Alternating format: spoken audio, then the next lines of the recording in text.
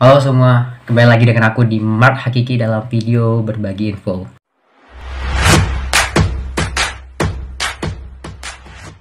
Oke, di video kali ini aku ingin membahas berbincang-bincang ke kalian terkait bagaimana sih cara mendapatkan nilai IPK atau IPS yang kita harapkan di dalam perkuliahan. Nah, teman-teman, di sini aku ingin membahas secara singkat, padat, dan jelas aja ya, nggak terlalu bertele-tele, takutnya kepanjangan juga, dan nantinya kalian tidak bisa mencerna apa yang aku omongkan gitu. Baca.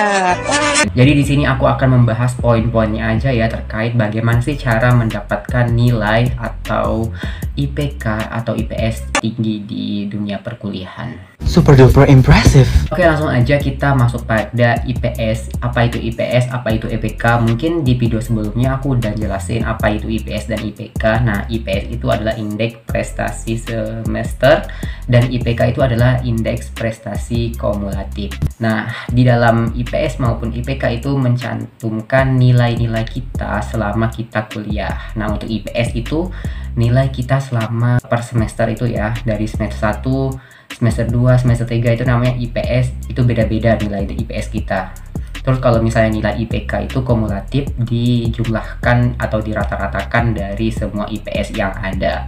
So, pertanyaannya bagaimana sih cara mendapatkan nilai IPK sama IPS yang diharapkan yang tinggi itu kan, atau setidaknya minimal kita bisa mempertahankan IPK kita agar tidak jauh-jauh turunnya dari 3,5 ataupun 3 gitu. Bahkan kita bisa menaikkan nilai IPS sama IPK kita.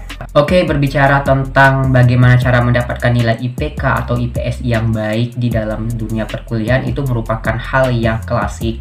Sebagai mahasiswa itu setiap tahunnya dari generasi ke generasi itu yang selalu dibahas bagaimana sih cara mendapatkan nilai yang tinggi di dalam dunia perkuliahan. Nah, yang aku rasakan pada saat ini ketika kita menempuh pendidikan di perguruan tinggi, tentunya banyak sekali kendala-kendala ya untuk mendapatkan nilai yang tinggi ataupun nilai yang baik dalam perkuliahan. So, ada beberapa giat serta jitu yang aku lakukan selama 6 semester sampai saat ini. Aku mempertahankan IPK dan juga mendapatkan nilai-nilai yang bagus di dunia perkuliahanku saat ini. Oke, yang pertama itu adalah dalami, resapi setiap mata kuliah yang kalian ambil. Nah, ini cara aku bagaimana aku bisa mendapatkan IPK yang baik atau bisa mempertahankan IPK aku bisa menjadi lebih tinggi gitu di semester berikutnya, yakni dengan cara aku mendalami serta memahami nih seperti apa mata kuliah yang akan kita tempuh nantinya. Kita juga akan melihat kesulitannya di mana dan apa yang harus kita persiapkan ketika kita sudah mengambil mata kuliah tersebut supaya kita enggak mengalami keteledoran dalam mengambil mata kuliah itu. Nah, langkah selanjutnya yang perlu kalian persiapkan dalam mendapatkan IPK yang tinggi di mata kuliah kalian, kalian harus sigap, siaga, dan terus kalian harus cermat juga ya dalam mengelola mata kuliah yang telah kalian ambil. Kalian harus banyak-banyak mencari sumber mata pelajaran yang berkaitan dengan kuliah kalian. Kalian juga harus rajin ke perpustakaan. Kalian harus juga rajin memanage waktu antara kalian belajar dan juga kalian melakukan aktivitas di luar seperti organisasi dan lain sebagainya. Itu perlu kalian plankan agar tidak terjadi trouble antara keduanya. Nah, biasanya nih sebagai mahasiswa kebanyakan ketika kita udah mengikuti kegiatan-kegiatan yang ada di luar perkuliahan seperti organisasi, entah kegiatan-kegiatan lainnya, sehingga kita tuh lupa memanage waktu, memprioritaskan seharusnya apa yang kita jalani yaitu kuliah, sehingga ya terbengkalailah kuliah kita gitu. Jadi bagi teman-teman pentingnya untuk memberikan plan. Kalian harus bersifat sigap siaga dan juga pintar dalam mengelola waktu untuk kalian kuliah dan juga kalian berorganisasi di luar perkuliahan. Yang selanjutnya pasti ya, ini pahami karakter dosen dan sering-sering untuk ikut kuliah. Jangan bolos, jangan lupa absen.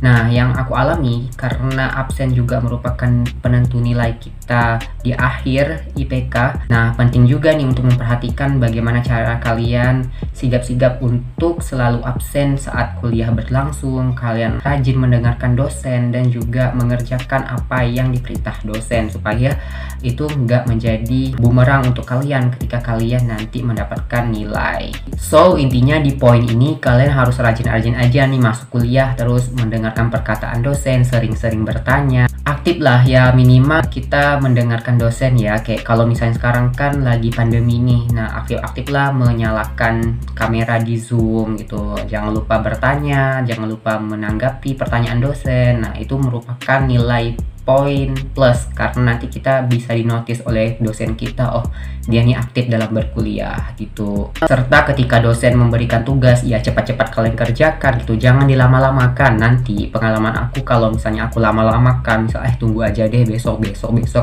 akhirnya ya terbengkalai itu tugas, akhirnya kita nggak ngerjain. Ya walaupun kita kerjakan itu hasilnya nggak maksimal. Jadi saran aku, ketika kalian udah mendapatkan tugas dari dosen hari ini, ya langsung aja dikerjain ya, jangan sampai tunda-tunda lagi. Itu akan memberikan citra positif bagi diri kalian dan kalian juga akan merasa, wih aku nih hebat banget loh udah bisa ngerjain tugas tanpa mengulur-ngulur waktu gitu. So itu yang harus kalian lakukan.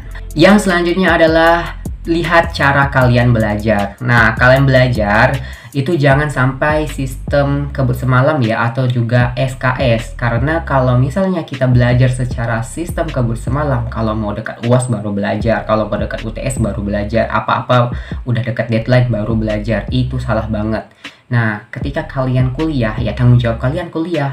Apa hakikat kuliah itu? Ya kalian belajar secara beransur-ansur gitu. Hari ini kalian memahami bab 1, hari esok bab 2, halaman 3, halaman 4. Jadi kalian tuh nggak usah menghabiskan waktu-waktu kuliah kalian dengan bersantai-santai gitu. Ya, di masa-masa kuliah memang sakit aja dulu gitu kan. Pas selesai kuliah, terserah deh kalian mau baring kayak apa, kayak itu pilihan masing-masing. Jadi pas di kuliah ini gunakan waktu seefisien mungkin dengan kalian belajar, dengan jangan belajar sistem kebut semalam, karena itu sangat-sangat tidak sinkron ya kalau menurut aku. Soalnya belajar dalam sistem kebut semalam itu kalau mau dekat deadline mau belajar itu bikin puyeng dan akhirnya hasil dari belajar kalian tidak maksimal seperti itu. Oh my god! Nah, mungkin yang terakhir adalah ketika kalian sudah berusaha, tadi udah memplankan waktu, terus kalian udah memahami tentang mata kuliah itu, kalian juga udah rajin mendengarkan dosen, rajin mengajarkan kuliah, dan juga belajar dengan secara kontinu ya, tidak secara sistem SKS atau sistem kebut semalam.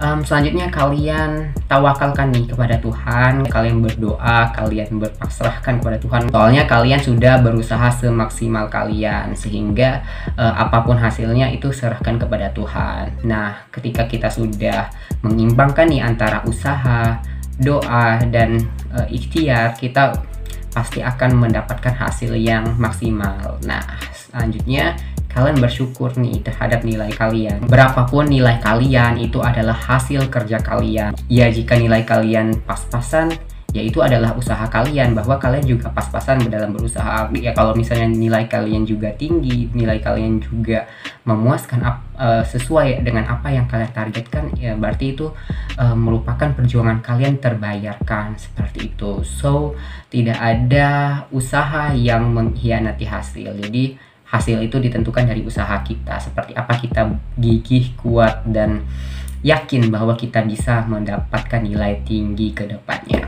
Good job! Oke guys, mungkin itu aja video dari aku tentang berbagi info bagaimana cara mendapatkan nilai IPK yang tinggi. Oh ya, aku ingin bagikan pengalaman aku sedikit.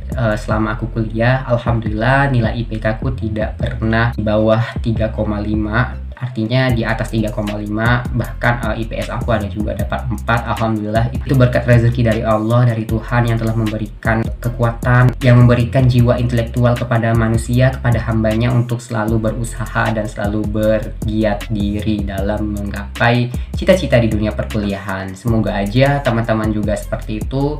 Kalau misalnya dari teman-teman ada cerita, ada permasalahan-permasalahan di dalam dunia perkuliahannya, bisa di-sharingkan di YouTube ini, taruh aja di kolom komentar, karena nantinya kita akan bisa diskusikan di kolom komentar ya.